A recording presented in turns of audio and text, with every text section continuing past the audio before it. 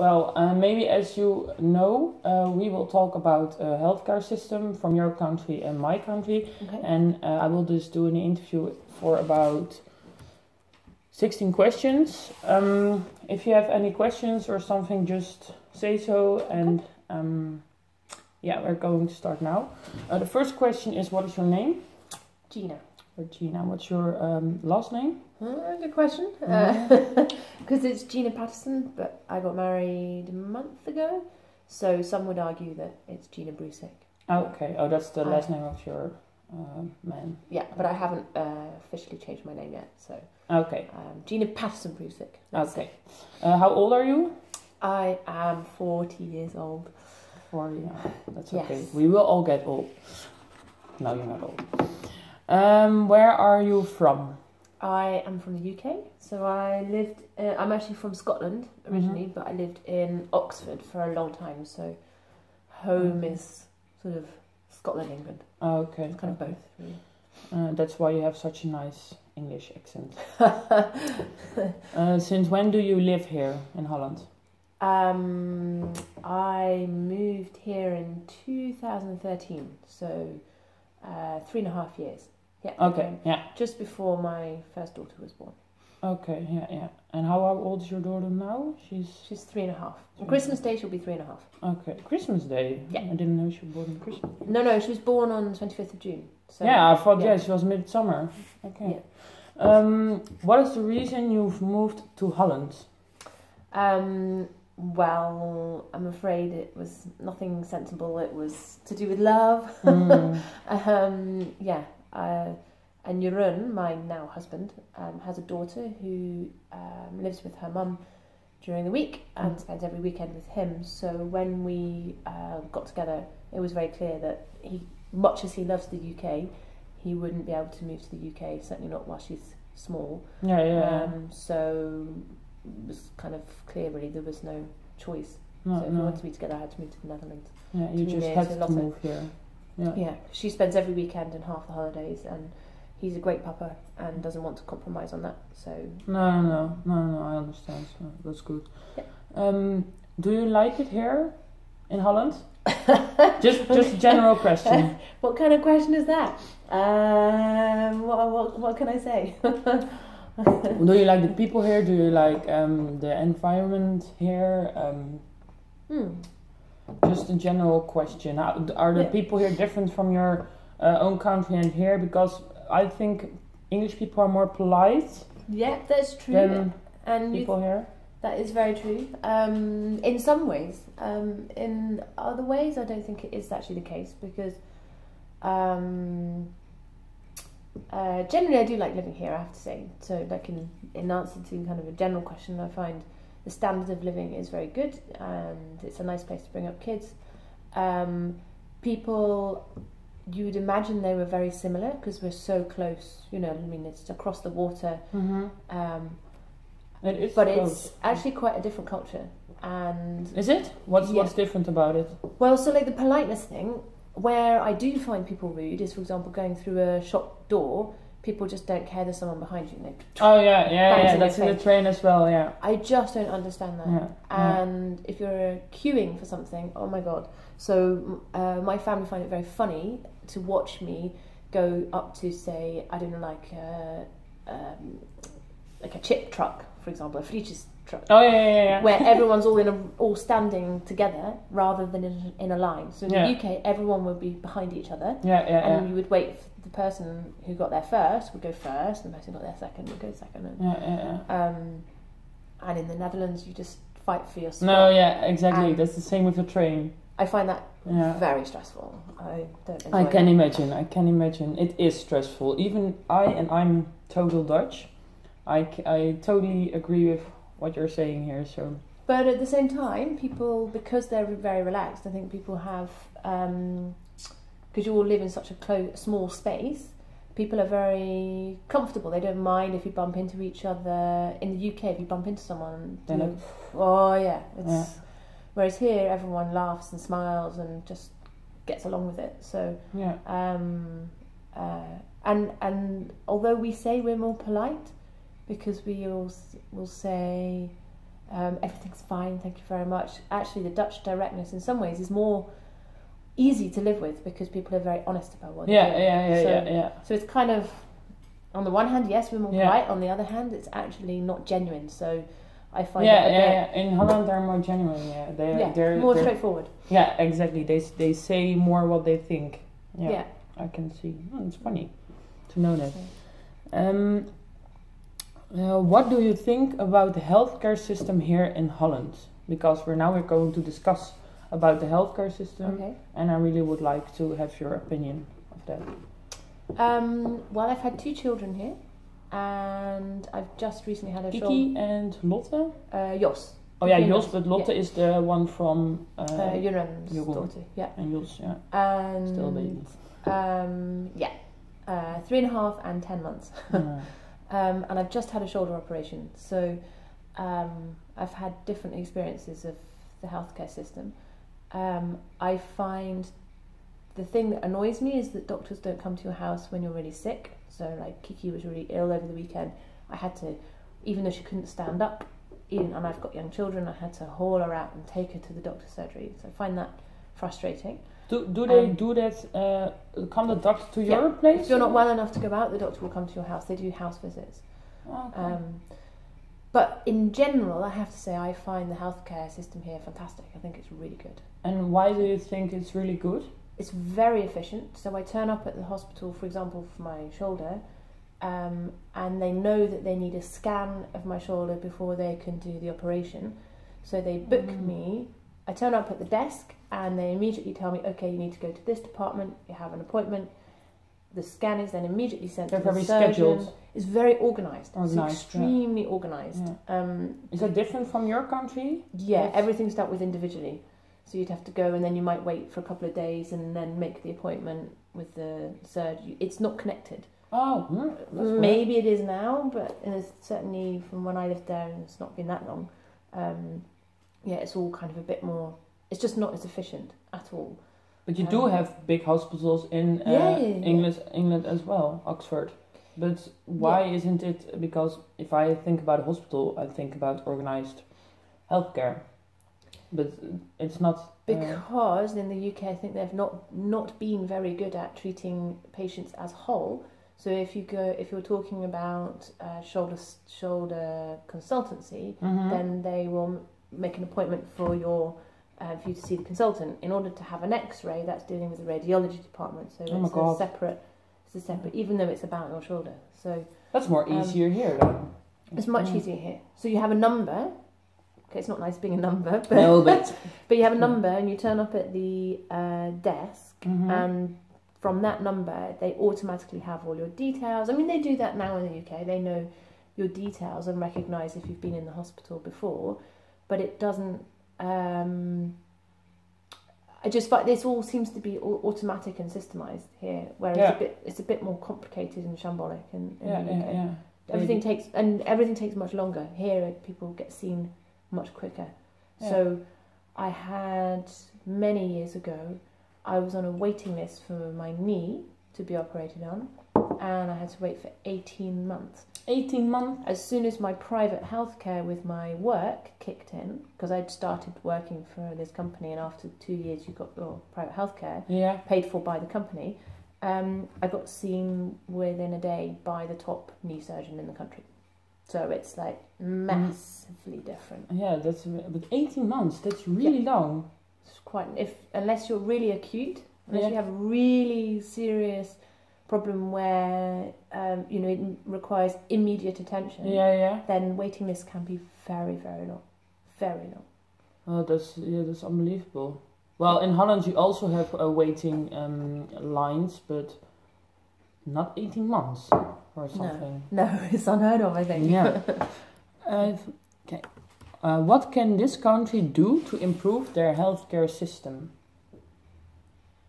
You already said it's very organized and stuff, but maybe there's something you think. Maybe what you said about the doctors, they could come. Yeah, I think it would be good if they came to your house.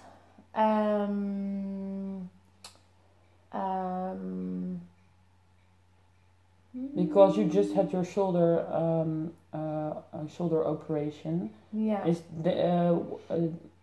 when there's something wrong, maybe not the operation itself, but maybe the way to it? Did you find something like they could change this or? Yeah, actually, but it's not really about their health care. It's a subtle one, but I do find the Dutch are quite hardy. Yeah. And so they tend to say, "Oh, just go home and you'll get better." And so the real mentality of don't take drugs and don't take medication. And so I find in the UK there are far more, if a child has a cold, you've got far more products that you can give a child to make them sleep better at night, for example, than I can find here in the Dutch supermarket. And the doctors are very, very like, well, the baby's got an infection, but you just leave it and it'll go better. In the UK, you'd be given antibiotics. I don't think that's necessarily a bad thing. I think it's good to be more resilient. But you know, when I had babies, I was desperate for pain relief when I got to the end of the labour. So when I was giving birth, by the end of the labour, I was desperate for pain relief. And because there's such a strong mentality here of no drugs, they were really putting me off having drugs. And at that point, during your labour, during my labour, they were like, "You can do it. You don't need it now. It's fine. You've gone this far." I had literally nothing. And when I look at it, I think it's barbaric. Like, but didn't you get in your back the epidural? Not? Why not? Nothing. Because they encourage you to be drug free. So I find sometimes it's a bit too strong, and it also means they're a bit too relaxed. So for example, with my shoulder, I originally went in January, and it took 4 times going to the doctor to say, "I'm in huge amounts of pain. Please, can you look at my shoulder?" Yeah. Well, I could tell, because if I would have an appointment here for waxing, you couldn't put your arm all over. It was about that, right? Yeah. This has been a problem for a long time, and it was getting worse and worse. And I asked the doctor, "Please, can you, should I go to physio?" "Oh no, you don't need physio. Just stop doing what's hurting it." Okay, I have. They're very children hard here. Yeah. And I find that in that sense, I think sometimes they're a bit too quick to be hands-off. And sometimes they need to be a bit more thoughtful, maybe, about the person in front of them. And listen maybe a bit harder. Because, the last time I went to the doctor, I said, "I'm sorry to be strong about this, but I'm not moving until I have a solution. I'm not just going home again, because I cannot sleep at night, and it's not right that I can't move my arm. No, this is become ridiculous." Yeah. So they then said, "Okay, we'll send you for an echo." Now, once I had that agreed, I found the system very efficient. So I still stand by what I said. It's once you are doing something, then it's very efficient. But to get something done, I see. So like asking for pain relief when I'm in labour, it's like really you have to fight hard to get. I didn't know that, because yesterday this is such coincidence. But yesterday I spoke to someone whose best friend was in labour at that period of time, and she because I just saw a text message from her to the girl from the woman who was in labour, and she just could ask for the epidermal shot. Epidural. Epidural. Okay. Yeah.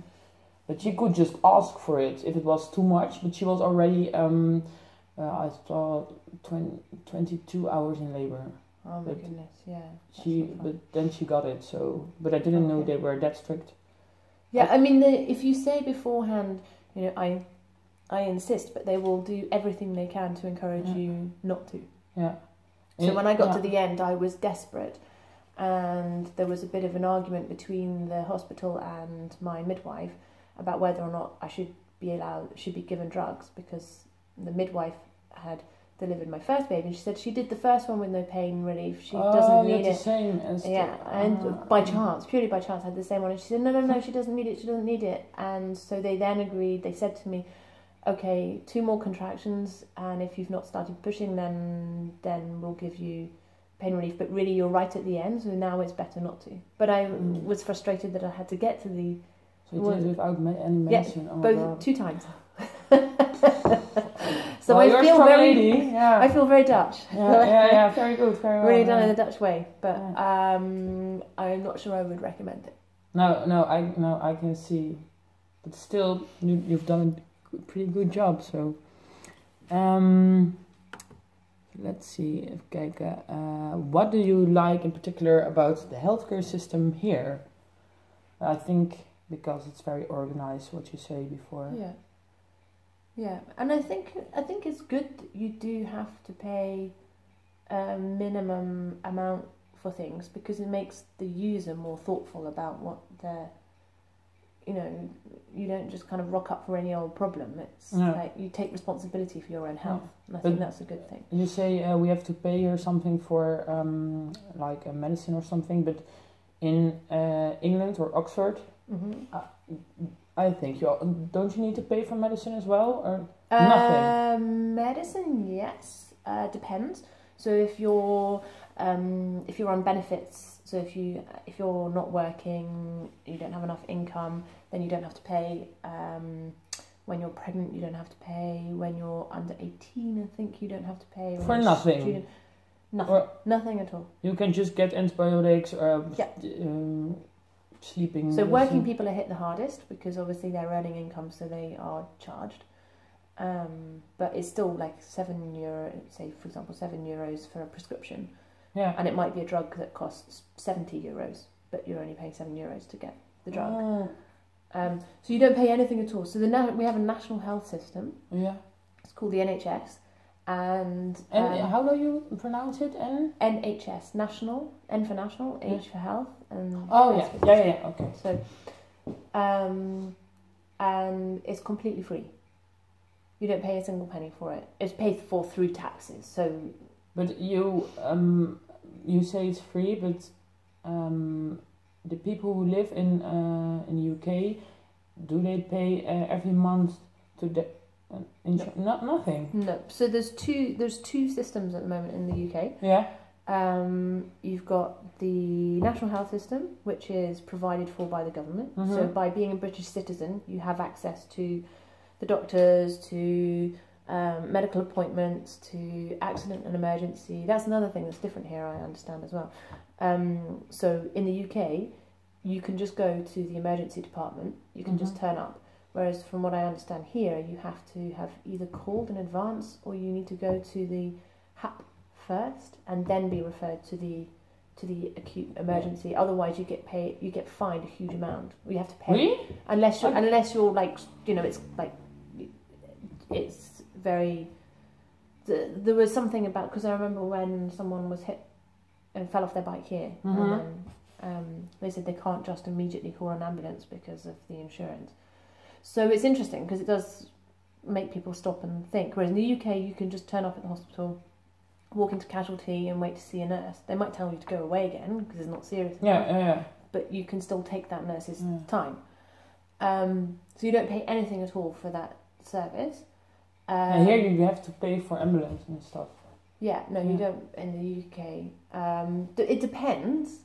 If you phone and say, I have an appointment and I can't get there, then you might have to pay for an ambulance. But and they will also just get you from your house for having an appointment at the hospital? No, oh, that's what I mean. So then you would have to pay. They won't. But if you fall off your bike and hit your head, and someone calls an ambulance will just come and take you to hospital. Oh, okay. There's no charge to you for that. But then the second system is because it's free for everybody. There are long waiting lists. Like That's the downside of it. People who've got money have said, okay, this is not good enough, and they want access to the top consultants. So they have a private health system where companies have set themselves up and bought a bit of a consultant's time. So if I was a shoulder consultant, I would spend some of my time being paid for by the government to see the general public, and then I would spend some of my time being paid for by a private company to see people who pay into that private company for special private care. So there are different clinics for they bought up a piece of the healthcare system, sort of. Yeah, effectively, yeah. Okay. So what that means is, for example, if I am waiting for an operation, and say I have national health, so I'm normal insurance, and you're private health insurance, and the consultant suddenly has to do an emergency operation on you, I will get bumped. You will take priority. You will go in. Yeah, because I pay. Yeah. I'm private. Ah. So you'll be seen immediately, so I go down on the waiting list. So sometimes your appointments can be moved and moved and moved and moved, and you end up waiting longer and longer and longer. Yeah. But if you have something which is threatening your health... Then you go into the emergency system. Oh, okay, yeah. And there's always... but there's always there can be a thin line between what is very... really preventing you from being able to work properly and sleep and function as a normal person. Yeah. And what is an emergency? So if it's not an emergency, there's a thin line between it. Exactly. Yeah, you might be really very unwell, but it's just like tough luck. You have to wait. So on the one hand, it sounds fantastic. It sounds like an amazing system. But it doesn't work always that way. No, and I was hugely enthusiastic for the national health. I really wanted. I do want to protect it because I don't want to be like America where you have to pay ridiculous amounts of money. Yeah. And lots of people are uninsured. Yeah. So I'm a believer in it. But having lived in the Netherlands, I've seen a system where you have to pay a little bit and it seems to work so much better. Yeah. And do you have just the basic insurance, or do you have I don't know the word in English. In the basic, you just have your basic needs, and if you're you pay more, then you're I don't know the English word, but then you're Premium. more covered for with the private things. system. You mean? Yes, you can. No, here in Holland. Oh, here. You have your basic, and then you have something. I don't know the English word, but then you can get premiums. I can get a little bit higher every time for your payment, and then you will get covered for more things. So if I want to get like my exactly, or my tooth or my teeth, then I need to pay more, but it's also more covered. Okay. So I'm not sure what our level of insurance is because Euron deals with that. Oh yeah, of course, But I know that, for example, for having the children, we had to pay for me to give birth in hospital. You need to pay for that hospital? Yeah, which I found quite shocking. I was like, why? So in the UK, I found something because I found we will discuss that later, but we can discuss it now. Why not? Are you familiar with the own risk? Because there are some. The own risk is a system which is developed to finance the healthcare system of Holland, dissociate from paying your healthcare provider each month. So that's what we do here in Holland. We pay a certain amount of money, so we get covered by our healthcare insurance. Okay. So everybody here in Holland has its own insurance. Right. Here in Holland, you have to pay €385 for your healthcare appointments and medicine before your healthcare gets covered by your insurance. But you just said you had to pay for your labor. But here, I found this on the internet. There are some exceptions, like going to the doctor and midwife care. Okay. So that's so the Kramzorg, well, we also had to pay for that, but it's included. So that's the other big difference between UK and the Netherlands. Mm-hmm. The care immediately after you've had a baby is unbelievable. It's astonishingly good here, and I think it is world class. Like the whole of the world looks to the Netherlands as the kind of the example of how one should do it. We're such a small country. Maybe that's why we can do it. I mean, if you look to America, it's such a big country. So many people. You can't compare it exactly. But no. United Kingdom is it's not as big as America, but it's definitely bigger than Holland. So maybe that's why it's more easy here, because we are such a small country. So well, I think it's also just about priorities is what they've agreed is a priority and where the money is spent, and healthcare. And I think like I say, also the efficiency of the system. So I think it's just been better built in the first place, whereas the NHS is sort of crumbling really, but it's quite complicated. So Yeah. yeah. But you know a lot about it. So well, only as a user. Yeah, but that's good. That's fine. Kijk, let's see. Question 14. What would you like to see different from the healthcare system here in Netherlands? Well, we already kind of discussed that because you think people here in the Netherlands are more hard. Is that how you say it? Yeah. And you would love to that people here would be more more listen to the patient itself, I think. It's a difficult one because if you find that the engagement of the specialists is amazing. I find that they are maybe they're better trained. I don't know, better at the engagement. How do you better at dealing with the patient? So in the here. UK, they can be very arrogant. Yeah, here they're very good. Okay, yeah. So in the UK, they're only focused on this is the problem in your shoulder, and that's all I care about. So they forget about there being a whole person sat in front of them and kind of general manners. I find them much more. They're just more sociable. I can't really. Yeah, that's also a thing about the customized care. Yeah, I think we didn't talk about that yet.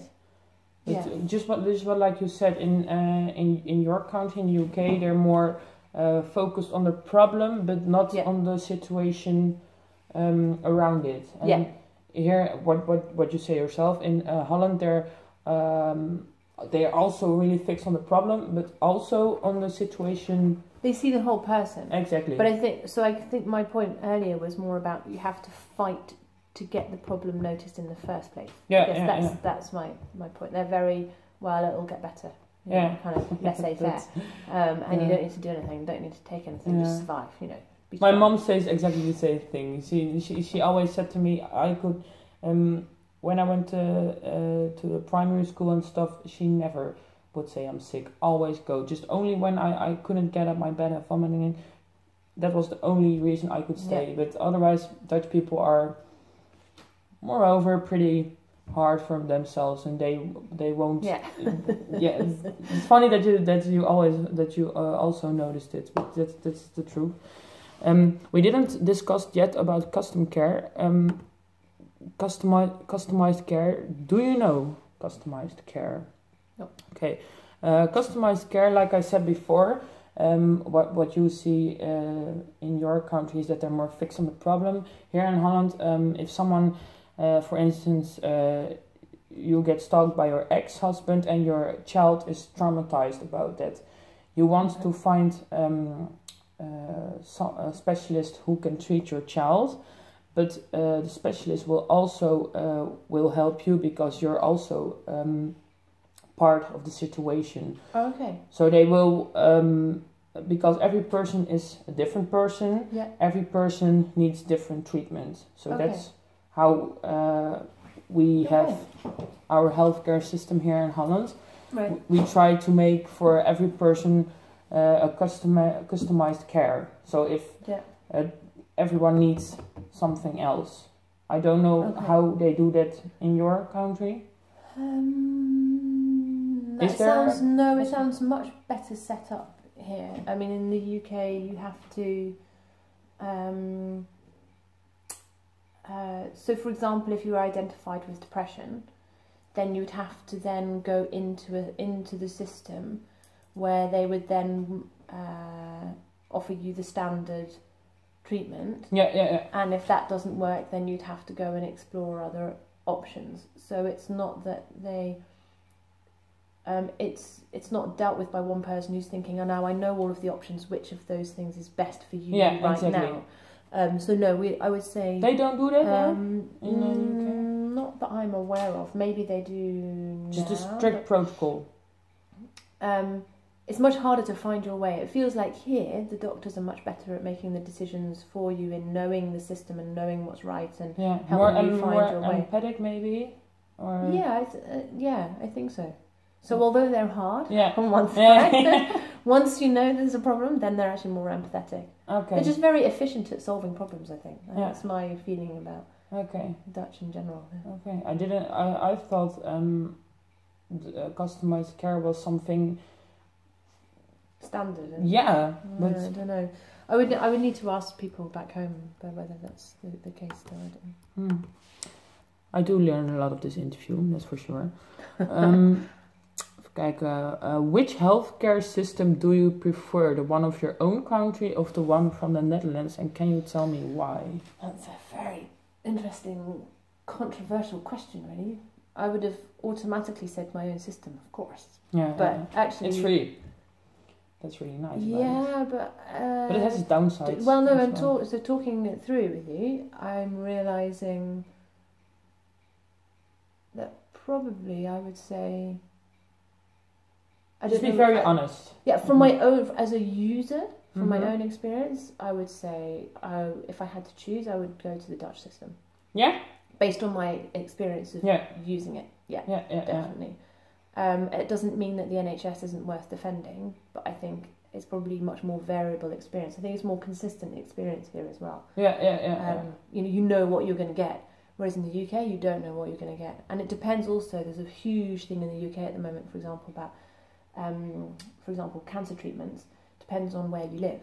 So if you're in the right postcode, so like here, 4331, say ha, then CH, then you would know that you've got access to this life-saving treatment. Whereas if you're in the next postcode along, you wouldn't have access to it. Why? Because it's based on where you live and how the system's been set up, as to which hospitals have access, and it's a money thing. It's because the NHS is. That's weird. It's because it's so expensive. No one's paying into the system. All we're doing is draining the system. So when I think about that, I think you never know how long is my waiting list going to be. So you might be seen it might only take you 3 months to have your knee operation. It might take me 18 months to have my knee operation. It depends on which consultant, which hospital, where I live. Here it feels like it's much more of a kind of balance of a level of service. So talking to you, I would say, probably the Dutch system. Feel slightly ashamed by that, but I think so. That's a good thing for our Dutchies. Are there any things you want to say about healthcare in general? Things I didn't discuss, perhaps, or? No, I think as long as I don't know the Dutch system well enough, so as long as I don't know what the feeling is generally, nationally, if it's sustainable. If it's sustainable, then I think, wow, hats off, because they've got it right. My only worry would be that it would ever go the American way. I mean, they have to pay ridiculous amounts of money, and if you haven't paid, then you don't get treatment. And that's I think appalling. in Holland we will never do that. I think like Obamacare in America, everybody needs an insurance. I think it was a really good step from Obama, but I think they want to shovel it down now because but actually Trump has now said he's realised he can't really just take it away. So that's very good. So. But I think in Holland it's when you're poor, it can be